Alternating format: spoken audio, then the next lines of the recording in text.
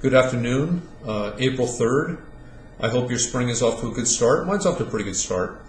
I think things tend to be looking better in this country generally, and I'm happy about that. Today I want to give a little talk specifically about lemon law and something which is a strategy which you as a consumer really need to know about for lemon law cases.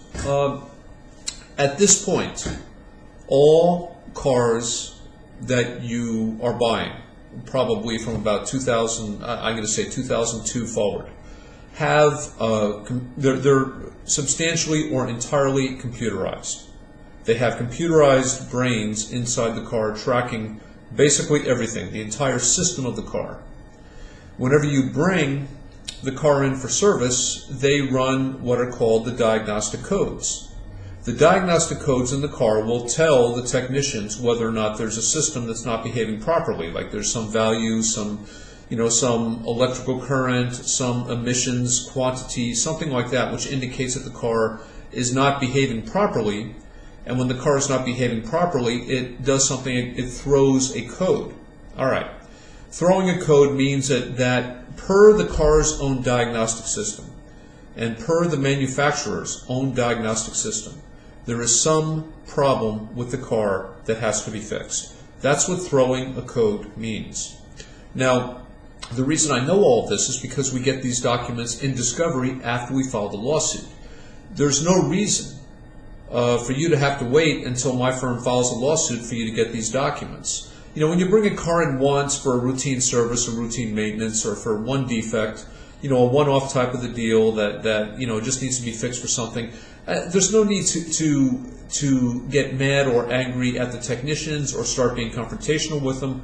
Obviously, you want to be cooperative. You want to try to be professional. They will make notes in the service orders if you're being uncooperative or unprofessional. If you file a lawsuit later on, that of course comes back to haunt you. But if you have a problem that's coming up again and again, let's say after the second or third time, you want to prepare a letter, and obviously you want to keep a copy, but you want to prepare a letter and bring it to the dealership. And you want to say to the dealership, in addition to the repair invoice that I'm going to receive when I pick up my car, I want a complete printout of the scan for codes on my car. The scan for codes is where they're looking for the diagnostic codes. So in the letter, you include it when you drop off your car. You say, in addition to getting the repair invoice, I want the scan for the diagnostic codes, a printout of the scan for the diagnostic codes for my car.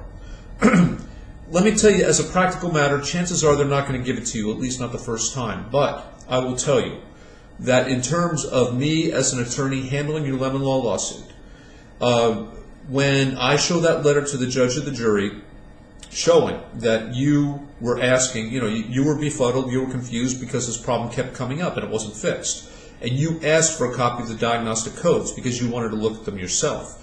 It looks really awful on the dealership and on the manufacturer that they didn't give it to you.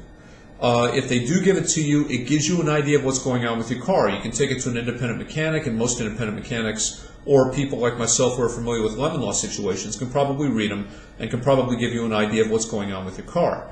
But more than anything, what you are doing is you are putting them in the position of not handing you a piece of information which really belongs to you. These are not diagnostic codes about someone else's car, they're diagnostic codes about your car.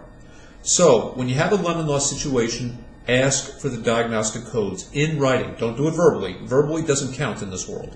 In writing, hand them a letter, keep a copy. I want a copy of all the diagnostic codes, a printout of a copy of all the diagnostic codes you pull when you check my car. And I promise you that letter is going to become important later on if you have to file a lemon law lawsuit. Anyway, just a little tip for today. It's April 3rd again. I hope you're doing well, and look forward to talking to you again. Take care. Bye-bye.